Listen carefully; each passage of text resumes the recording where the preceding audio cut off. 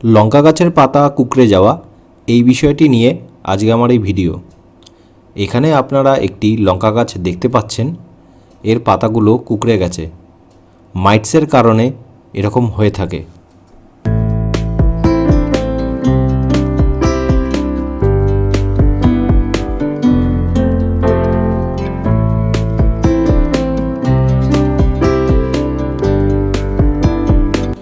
এখানে আরও একটি লঙ্কা গাছ আপনারা দেখতে পাচ্ছেন। এই লঙ্কা গাছটির অবস্থা আরও খারাপ।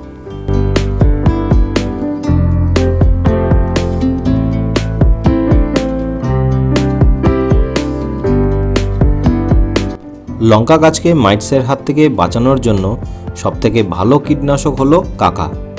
কাকা হলো একটি জৈব কীটনাশক। নিম তেলে কাজ না করলে কাকা ব্যবহার করা উচিত।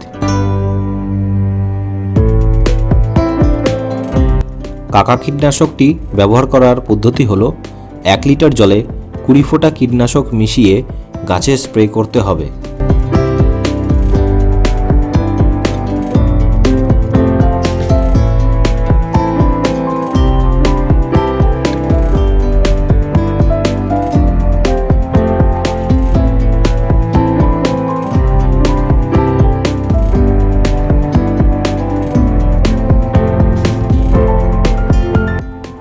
কীটনাশকটি গাছে স্প্রে করার সঠিক সময় হলো সন্ধ্যাবেলা।